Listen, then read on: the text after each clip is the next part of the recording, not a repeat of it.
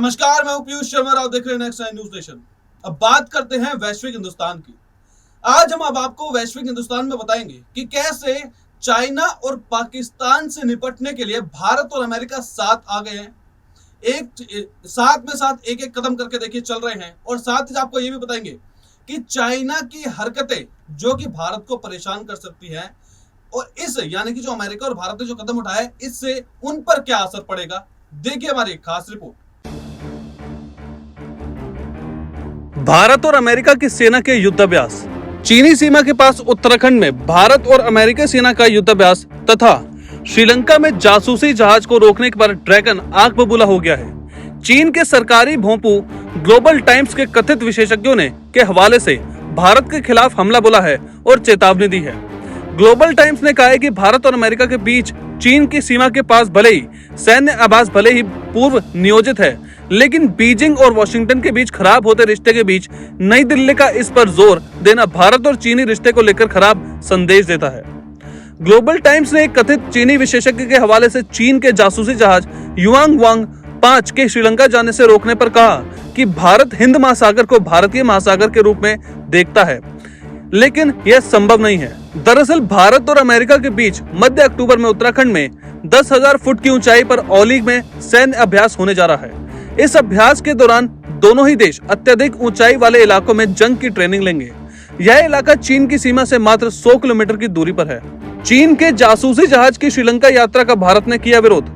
भारत और अमेरिका के बीच यह अभ्यास ऐसे समय पर हो रहा है जब लद्दाख से लेकर अरुणाचल प्रदेश तक भारत और चीन की सेना के बीच तनाव चल रहा है। वहीं ताइवान को लेकर अमेरिका और चीन के बीच विवाद अपने चरम पर है। अमेरिकी नौसेना का 7वां बेड़ा इस समय ताइवान स्ट्रेट के पास मौजूद है। इसी जगह पर पिछले कई दिनों से चीन की सेना मिसाइलों और रॉकेट की बारिश कर रही थी। अमेरिकी संसद के अध्यक्ष नैन्सी पेलोसी की ताइवान यात्रा से दोनों ही देशों के बीच जंग के जैसे हालात हो गए थे। अमेरिका और चीन के बीच तनावपूर्ण माहौल में भारत ने इस अभ्यास को जारी रखकर ड्रैगन को सख्त संदेश दिया है। वहीं भारत ने चीन के जासूसी जहाज के श्रीलंका के हम्बनटोटा बंदरगाह पर डेरा डालने को भी कड़ा विरोध किया है। भारत के विरोध के बाद श्रीलंका ने चीन से कहा कि वह अपने जहाज की यात्रा को फिलहाल के लिए टाल दे। वह चीन के अभी तक इस पर कोई जवाब नहीं दिया है। चीन के जहाज ने इंडोनेशिया के पास अपने रास्ते को जरूर बदला है, लेकिन अभी भी उसका गंतव्य हम्बनटोटा बंदरगाह ही बना हुआ है। युआन वांग 5 के प्रदेश को टालने का आग्रह।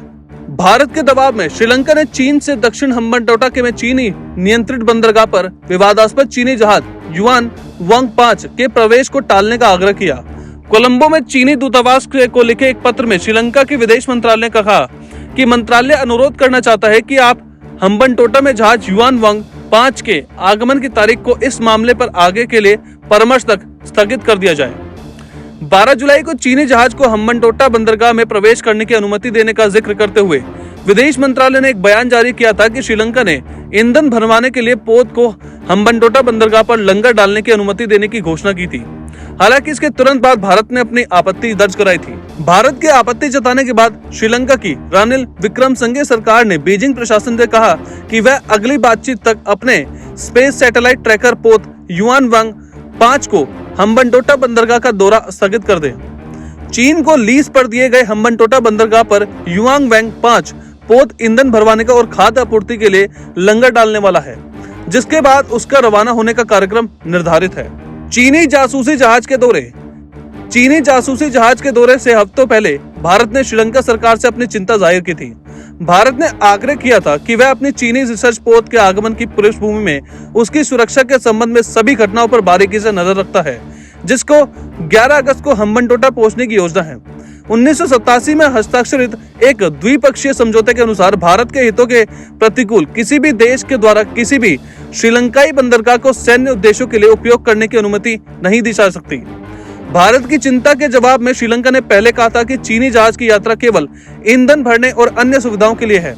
इसके बारे में स्पष्टीकरण देते हुए कैबिनेट प्रवक्ता और मीडिया मंत्री बुंदुला कुनवेरा ने कहा कि जहाज या उसके चालक दल के सदस्य श्रीलंका में किसी भी आंतरिक मामलों या व्यापार में शामिल नहीं होंगे।